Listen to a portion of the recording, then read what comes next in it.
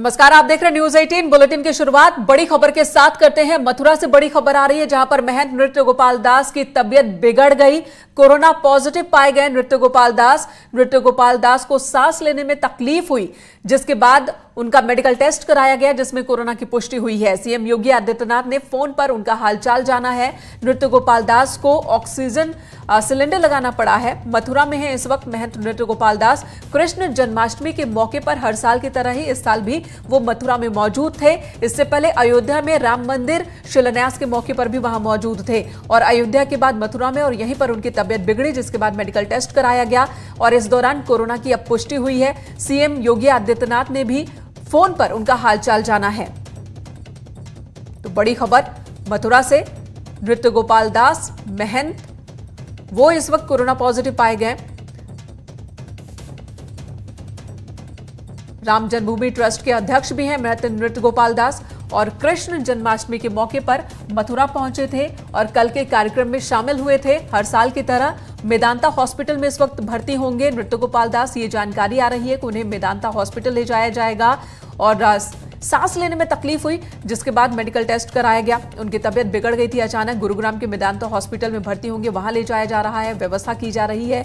इस वक्त मथुरा में है। मेदांता के डॉक्टर त्रेहन से बात हुई है। उन्होंने बताया है डीएम मथुरा को सभी सुविधा उपलब्ध कराने के निर्देश दे दिए गए हैं और वहां से फिर मथुरा से गुरुग्राम लाने की तैयारी हो चुकी है, पूरी व्यवस्था हो चुकी है। मंच पर पीएम मोदी के साथ बैठे थे नृत्य गोपाल दास। जब राम जन्मभूमि पूजन हो रहा था वहां पर मौजूद थे। मेदांता हॉस्पिटल में भर्ती होंगे नृत्य गोपाल दास और अब बाकी उन लोगों का भी मेडिकल टेस्ट हो सकता है जो कि इनके संपर्क में आए। इस बीच हमारे सहयोगी राजीव इस वक्त हमारे साथ मौजूद हैं। अजीत सिंह हमारे साथ मौजूद है। अजीत, जानकारी दे पूरी। देखिए, बिल्कुल मिनका, नृत्य गोपाल दास जो राम जन्मभूमि तीर्थ ट्रस्ट के अध्यक्ष हैं और न्यास के भी अध्यक्ष हैं, वो मथुरा कार्यक्रम में पहुंचे थे और हर साल वो कार्यक्रम में जाते हैं और 10 अगस्त को पहुंचे थे। लेकिन जब आज उनकी तबीयत खराब हुई, वो आश्रम में ही थे, उनका टेस्ट कराया गया, वो कोरोना पॉजिटिव निकले। उसके बाद खुद मुख्यमंत्री योगी आदित्यनाथ ने बात की है, पूरी स्थिति का विवरण डीएम जो है मथुरा उनसे पूरी रिपोर्ट मांगी। साथ ही सीएम ने जो मेदांता के मालिक हैं डॉक्टर त्रेहान, उनसे बात की है मेदांता हॉस्पिटल में भर्ती कराने के और ये अनुरोध किया है कि नृत्य गोपाल दास को मेदांता हॉस्पिटल में भर्ती कराया जाए। डीएम मथुरा सभी चिकित्सीय सुविधाओं के साथ वहां मौजूद है और थोड़ी देर में एम्बुलेंस के जरिए नृत्य गोपाल दास को मेदांता हॉस्पिटल शिफ्ट किया जाएगा। हालांकि 5 अगस्त को जब राम जन्मभूमि का शिलान्यास हुआ था तो उस वक्त मंच पर मौजूद थे प्रधानमंत्री। बिल्कुल अजीत, मथुरा से गुरुग्राम पहुंचने में कितना वक्त लग सकता है?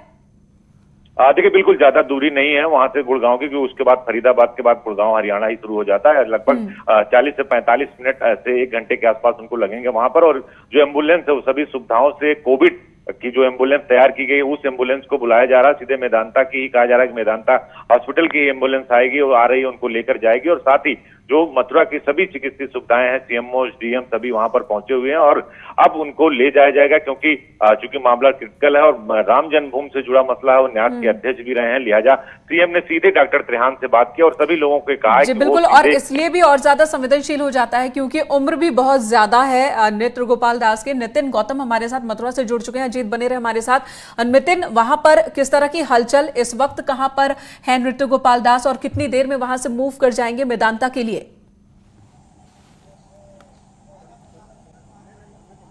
देखिए मेनका, अगर हम बात करें तो नृत्य गोपाल दास कल रात को श्री कृष्ण स्थान पर उन्होंने जो भगवान कृष्ण का जन्माभिषेक था वो उन्होंने संपन्न कराया। उसके बाद वो स्टेट बैंक स्थित राम जो मंदिर है वहां पर आकर विश्राम करते हैं, हमेशा विश्राम करते हैं, तो वहीं पर वो आए हुए थे, रात को विश्राम करा था। उसके बाद सवेरे अचानक उनकी तबीयत बिगड़ती है और अचानक उनकी जब तबीयत बिगड़ने की खबर जिला प्रशासन को होती है, उनके भक्तों को होती है, तो एकदम से हड़कंप की स्थिति पैदा हो जाती है। क्योंकि महंत हैं, प्रमुख महंत हैं, राम ट्रस्ट से जुड़े हुए हैं, तमाम उनके यहाँ पर अनुयायी और मथुरा के ही रहने वाले हैं। इसी को लेकर जो तमाम उनके शुभचिंतक है वो यहाँ मथुरा पर राम मंदिर पर आ गए थे। जिलाधिकारी यहाँ मौके पर मौजूद है, उनका कोरोना टेस्ट कराया। स्वास्थ्य विभाग की टीम यहाँ पर लगातार उनके स्वास्थ्य को परीक्षण करे हुए है और सबसे बड़ी बात यह है कि अब उनको मुख्यमंत्री से बात करने के बाद मेदांता के लिए शिफ्ट किया जा रहा है। एम्बुलेंस मुख्य गेट पर है, किसी भी वक्त नृत्य गोपाल दास को एम्बुलेंस के माध्यम से मेदांता के लिए रेफर किया जा सकता है। जी, पीछे दिख रही है, जो एम्बुलेंस आपके पीछे दिख रही है, क्या ये वही एम्बुलेंस है जिसके जरिए उनको गुरुग्राम ले जाया जाएगा?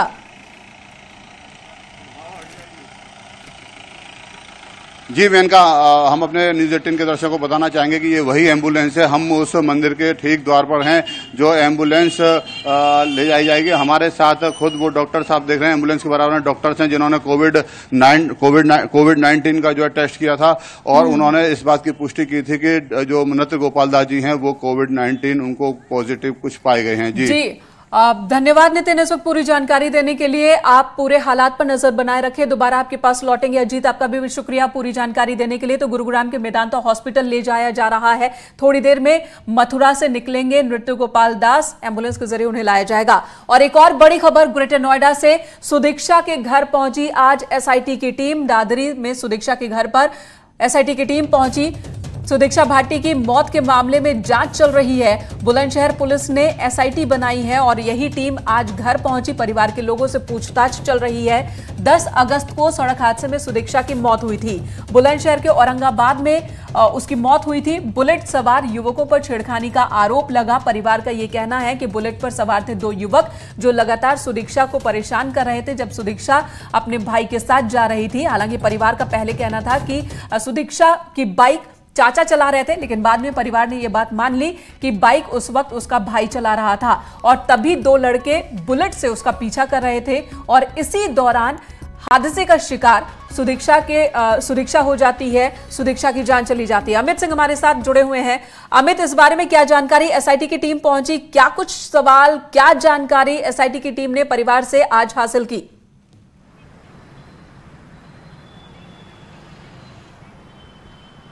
देखिए, आपको बता दूं मेनका कि जब से ये हादसा हुआ सुदीक्षा के साथ तमाम राजनीति भी शुरू हो गई है। उसके बाद जो बुलंदशहर पुलिस ने एक एसआईटी टीम का गठन किया था, जिसमें एसआईटी टीम कल जो मृतक जो सुदीक्षा है उसके परिजनों से बात की थी। आज सुबह भी एसआईटी की टीम ने वहाँ पे जाके परिजनों से पूछताछ की। बताया कि जो उन्होंने आइडेंटिफाई की थी कि जो बाइक सवार लड़के थे या जिस बाइक पर जा रहे थे वह बुलेट थी जिसपे एक जाट लिखा हुआ था।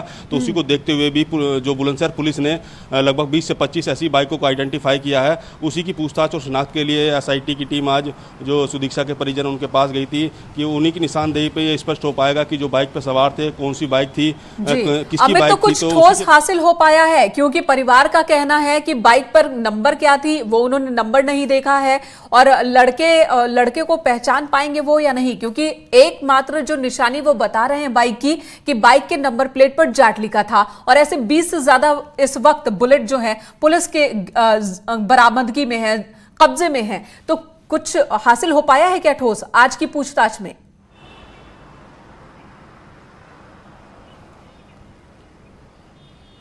देखिए, इसी विषय को लेके जो एसआईटी टीम है आज जो ग्रेटर नोएडा के डेरी स्किनर गांव में गई थी। चूंकि जो बाइकें पकड़ी गई हैं जिन पे जाट लिखा था वो लगभग 20 से 25 बाइकें हैं, तो उन्हीं बाइक को शिनाख्त कराने के लिए जो एसआईटी की टीम है उन्हीं के परिजनों के पास गई थी। उनके तमाम फोटो थे और उनसे कहा था कि आप जाके मौके पर जो बाइकें खड़ी हैं उनकी शिनाख्त करें और शिनाख्त होने के बाद ही ये आइडेंटिफाई हो पाएगा कि ये कौन लड़के थे, किसकी बाइक थी, कौन सी बाइक थी। तो उसके आधार पर ही जो पुलिस की जाँच आगे शुरू होगी।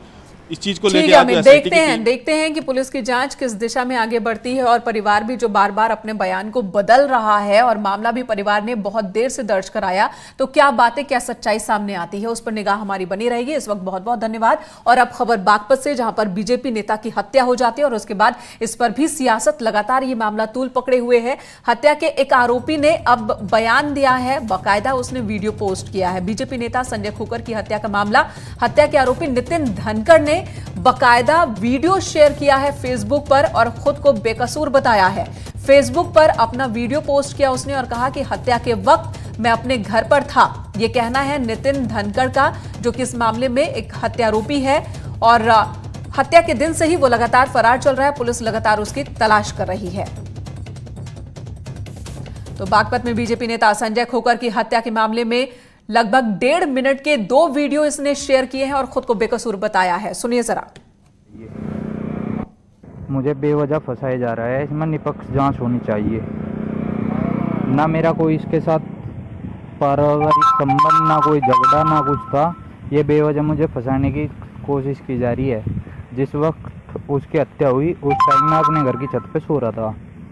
ठीक, इसमें सब कुछ झूठ है। प्रशासन एक साइड हो रहा है, बेवजह हमें गरीबों को सताया जा रहा है। हमारा कोई मतलब वास्ता नहीं है उसकी हत्या से। मैं चाहता हूँ इसमें निष्पक्ष जांच हो और जो इसमें गुनहगार है उन्हें सजा मिले। अगर मेरी इसमें कहीं भी जरा सी भी गलती है या मेरा इसमें कहीं सहयोग है, इसमें मुझे कड़ी से कड़ी कार्रवाई हो मेरे ऊपर।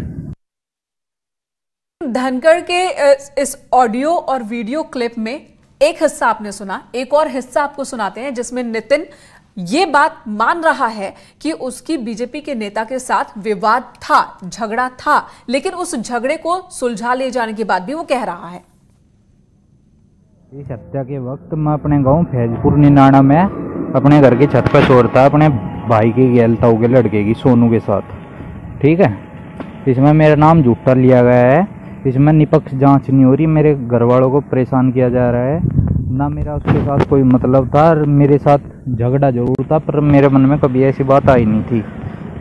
इस हत्या के और इस वक्त हमारे सहयोगी शहजाद राव बागपत से जुड़ चुके हैं पूरी खबर के साथ। शहजाद, नितिन आखिर है कहां? पुलिस उस तक पहुंच नहीं पाई और उसने वीडियो शेयर किया है, खुद को बेकसूर बता रहा है। बिल्कुल, देखिए जिस तरह से पहले बागपत सांसद ने बागपत पुलिस की कार्य प्रणाली पर और बागपत पर सवाल खड़े किए, उसके बाद बीजेपी विधायक ने सवाल खड़े किए और उसके बाद ये आरोपी खुद पुलिस की कार्य प्रणाली पर सवाल खड़े कर रहा है। इसने जो है नितिन धड़कन जो आरोपी है, ये हत्या में जो है नामजद है और पुलिस को इसकी तलाश है।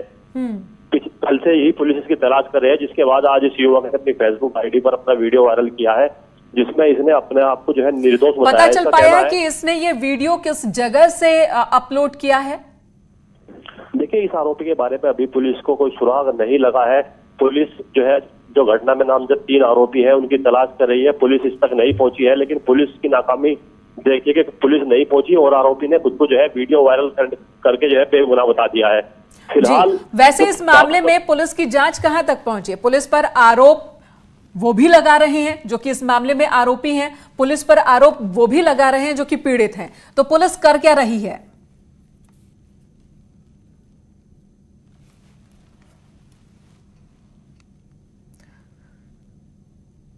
तो फिलहाल ये मामला काफी पेचीदा होता जा रहा है। न सिर्फ उत्तर प्रदेश पुलिस की छीछा लेदर हो रही है, बल्कि सवाल लगातार ये उठ रहे हैं कि बागपत पुलिस कर क्या रही है? क्या अपराधियों को शरण दे रही है? अपराधियों तक पहुंच क्यों नहीं पा रही है पुलिस? और इस मामले में लगातार सवाल एक के बाद एक खड़े हो रहे हैं। उधर कानपुर में दबंगों का आतंक दिखा। दबंगों ने एक टेंट हाउस में मारपीट की है, कर्मचारी और मालिक के बेटे को लाठी डंडों से पीटा। स्थानीय लोगों ने मौके पर पहुंचकर दबंगों को खदेड़ा। बर्रा थाना इलाके की ये पूरी की पूरी घटना है। मारपीट का वीडियो भी हम आपको दिखा रहे हैं। सोशल मीडिया पर यह वीडियो अब वायरल हो रहा है, जो इस वक्त आप देख पा रहे हैं अपनी टीवी स्क्रीन पर। एक टेंट हाउस में पहुंचते हैं कुछ दबंग और मारपीट शुरू कर देते हैं। किस बात पर यहां हंगामा बरपा है यह अभी साफ नहीं, लेकिन कानून का इन्हें खौफ नहीं, ये जरूर इस वीडियो से साफ साफ पता चलता है। टेंट हाउस में घुसते हैं, कर्मचारी और मालिक के बेटे को लाठी डंडों से पीटते हैं। हालांकि जब वहां बड़ी संख्या में लोग इकट्ठा होते हैं तो वो भाग खड़े होते हैं। इधर शामली में इनामी बदमाश गिरफ्तार हुआ है। कैराना पुलिस की गिरफ्त में 15,000 का इनामी बदमाश आया है। मुठभेड़ के बाद यह कामयाबी मिली है। शेर खान नाम बताया जा रहा है इस बदमाश का, जिसकी गिरफ्तारी हुई है आज। बैंक लूट की वारदात में वो वांटेड था, जिसे पुलिस ने पकड़ लिया। जंगनपुरा गांव के पास जंगल में यह एनकाउंटर हुआ, जिसके बाद उसकी गिरफ्तारी हुई।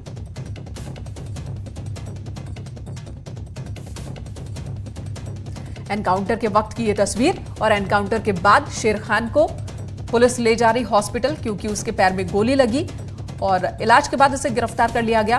बैंक लूट की एक वारदात में यह वांटेड था, काफी वक्त से इसकी तलाश चल रही थी। 15,000 रुपए का इसके ऊपर इनाम भी घोषित था।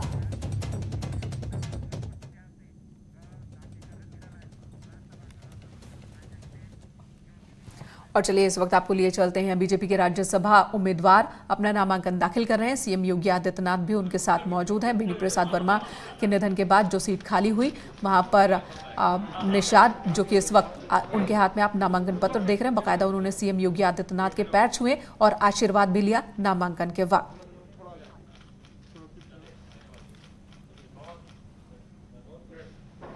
जयप्रकाश निषाद, जो कि मंत्री भी रहे और अब राज्यसभा उम्मीदवार बीजेपी के।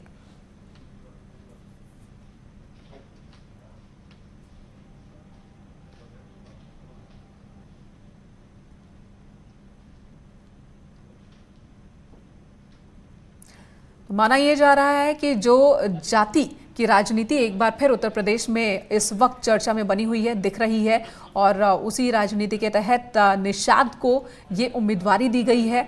जो बैकवर्ड क्लास है उसको एक तरह से फिर से लुभाने की कोशिश। और बीजेपी उत्तर प्रदेश में ये मंत्री भी थे जयप्रकाश निषाद, जो कि अब राज्यसभा के उम्मीदवार हैं बीजेपी के। सीएम योगी आदित्यनाथ बाकायदा खुद मौजूद हैं नामांकन के वक्त, और ये नामांकन की प्रक्रिया पूरी की जा रही है। नामांकन पत्र पर अपनी डिटेल्स और हस्ताक्षर कर रहे हैं निषाद। मैं जयप्रकाश राज्यसभा के स्थान भरने के लिए अभ्यर्थी के रूप में समाजवादी पार्टी के बेनी प्रसाद वर्मा के निधन के बाद जो सीट खाली हुई राज्यसभा की, उस सीट के लिए बीजेपी ने जयप्रकाश निषाद को अपना उम्मीदवार बनाया है। ईश्वर की शपथ लेता हूँ कि मैं विधि द्वारा स्थापित भारत के संविधान के प्रति सच्ची श्रद्धा और निष्ठा रखूंगा, और मैं और सियासी सफरनामा क्या है ये भी आपको बता दें। गोरखपुर क्षेत्र के बीजेपी उपाध्यक्ष रह चुके हैं जयप्रकाश निषाद। पूर्वांचल विकास बोर्ड के सदस्य भी हैं। कई अहम जिम्मेदारी पार्टी में इन्हें मिली हुई है। 2008 से 2009 में बीएसपी सरकार में राज्य मंत्री रह चुके हैं, लेकिन उसके बाद इन्होंने बीजेपी ज्वाइन किया। खुद योगी आदित्यनाथ ने इन्हें बीजेपी ज्वाइन कराया था। चौरी चौरा सीट से विधानसभा चुनाव जीते थे। 2017 में चौरी चौरा विधानसभा चुनाव में इन्हें हार का सामना करना पड़ा था। 2018 में बीजेपी में शामिल हुए थे, और उस वक्त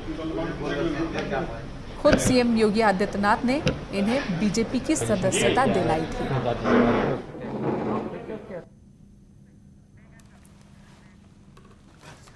पहाड़ों पर हो रही लगातार बारिश के चलते गंगा नदी इन दिनों उफान पर है, और इस वजह से गंगा के किनारे जो तमाम इलाके हैं वो खतरे की जद में हैं। गंगा का जलस्तर तेजी से बढ़ रहा है।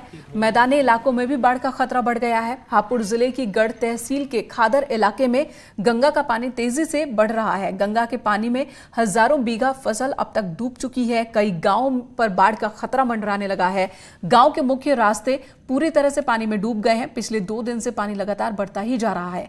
गांव के लोगों के सामने पशुओं का चारा इकट्ठा करना भी एक बड़ी चुनौती बन गई है। ग्रामीण कई फुट गहरे पानी से होकर गुजरने को मजबूर हैं। देखिए जरा ये तस्वीरें कि गांव में जिंदगी कितनी मुश्किल हो गई है। बाढ़ का पानी खेतों में घरों तक पहुंच चुका है।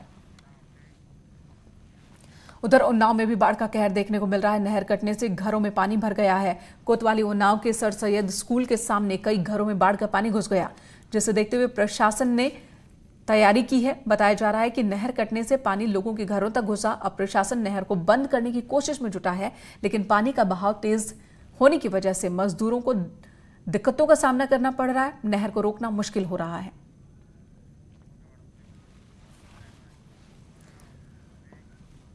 और इधर बारिश में एक बार फिर से दिल्ली पूरी तरह से डूब गई। सड़कों पर कई फीट तक पानी जम गया। कई सड़क तालाब बन गई। 2 तस्वीरें हम आपको दिखाएंगे कि किस तरह से बारिश के बाद दिल्ली पानी पानी हो गई। ये देखिए, ये दिल्ली का हाल है। जखीरा अंडरपास में पानी इस तरह से भर गया कि एक कार डूब गई। पूरी की पूरी कार डूब गई। फिर धक्का मारकर इसे बाहर निकालना पड़ा।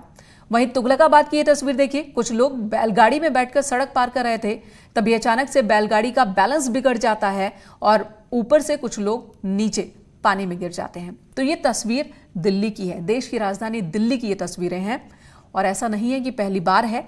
हर बार ही मानसून के दौरान दिल्ली इसी तरह से बेहाल होती है। यहाँ कोई बाढ़ नहीं आई, लेकिन यहाँ पर नगर पालिका की जो नाकामी है उसका खामियाजा हर साल लोगों को भुगतना पड़ता है।